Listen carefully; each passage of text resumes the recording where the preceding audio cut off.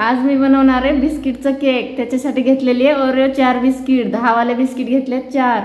तर बिस्किटचा केक कसं बनवायचं आहे आज मी दाखवणार आहे तुला। तर शेवटपर्यंत पूर्ण व्हिडिओ बघ। मस्त असं तोंडात ठेवल्यावर विरघळून जाणारा जाळीदार आणि स्पंजी बिस्किटचा केक आज मी बनवणार आहे। तर पूर्ण व्हिडिओ शेवटपर्यंत बघ। तर त्याच्या आधी आपण सर्व बिस्किट फोडून काढून घेऊया एका प्लेटीमध्ये या प्रकारे।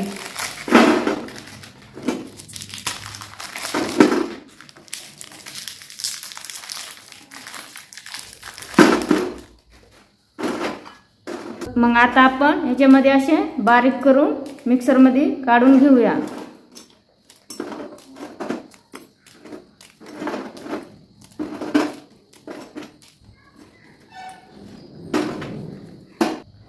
या प्रकारे बारीक असं मिक्सर मधून आपल्याला सर्व बिस्किट काढून घ्यायचे। एकदम फाईन पावडर करून घ्यायचं पूर्ण। इथं मी सर्व बारीक बिस्किट वाटून बारीक करून घेतलंय मिक्सर मधून। तर आता आपण केक साठी लागणारे साहित्य बघून घेऊया। तर इथं मी अर्धी वाटी बारीक रवा घेतलाय, एकदम बारीक रवा, आणि अर्धी वाटी साखर घेतलाय आणि 2-4 इलायची घेतले। त्याच्यामध्ये मी दोन्ही मिक्स करून वाटून घेणार आहे मिक्सर मधून। आणि इथं अर्धा वाटी दूध घेतले, आपल्याला केक साठी मिक्स करायला लागणार आहे। तर आपण हे दोन्ही आता मिक्सरच्या भांड्यात टाकू।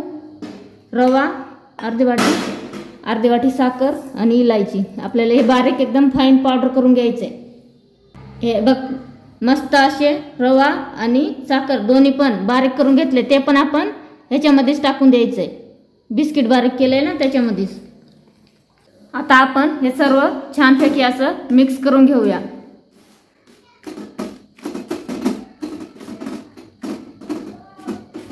छान असं सर्व मिक्स करून घ्यायचे। त्याच्यामध्ये आपण अर्धा चम्मच बेकिंग सोडा टाकूया आणि अर्धा चम्मच बेकिंग पावडर, हे दोन्ही पण टाकायचे। आणि थोडासा एकदम अगदी चिमटभर हातात येईन एवढं मीठ टाकायचे। मिठांनी छान असं चव येते केकला। आणि त्याच्यामध्ये आपण थोडं दूध टाकायचे आणि छान असं मिक्स करून घ्यायचे या प्रकारे।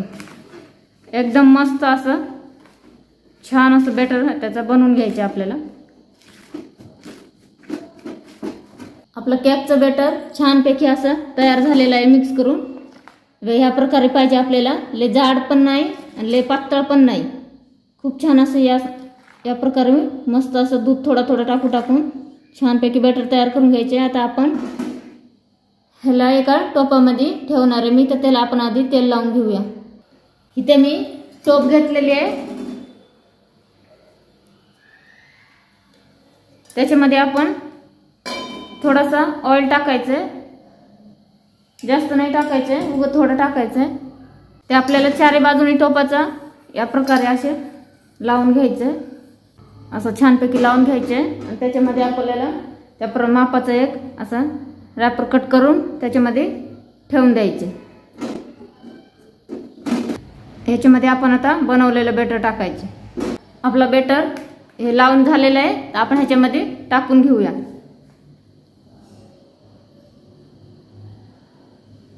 अर्धा टाकायचे आपल्याला। त्याच्यावर मी अशी एक कॅडबरी लावून घेणार आहे मध्ये। अशा प्रकारे आपल्याला कॅडबरी लावून घ्यायची आणि राहिलेलं बॅटर पूर्ण त्याच्यावर टाकून द्यायचे।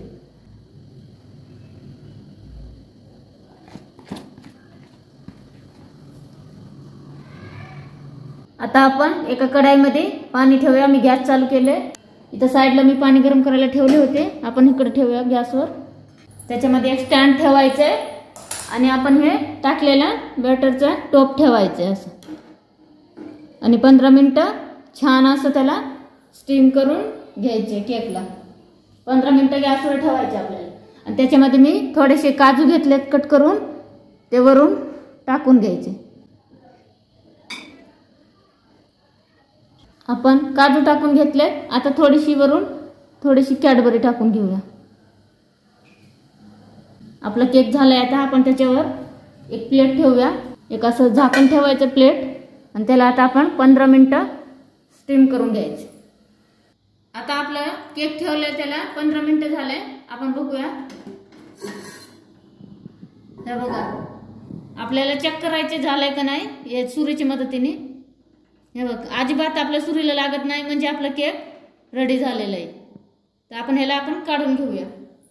आता परातीमध्ये असं उलट टाकलंय तो आपण बघूया.